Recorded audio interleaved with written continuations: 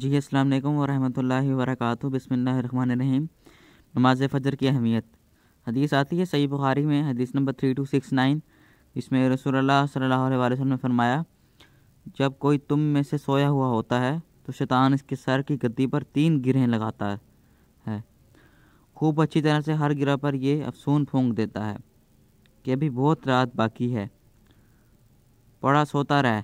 لیکن اگر وہ شخص جا کر اللہ کا ذکر شروع کرتا ہے تو ایک گرہ کھل جاتی ہے، پھر جب وہ وضو کرتا ہے دوسری گرہ کھل جاتی ہے، پھر جب نماز فجر پڑھتا ہے تو تیسری گرہ بھی کھل جاتی ہے، اور صبح کو خوش دل رہتا ہے، ورنہ بد مزاج سست رہ کر دن گزارتا ہے۔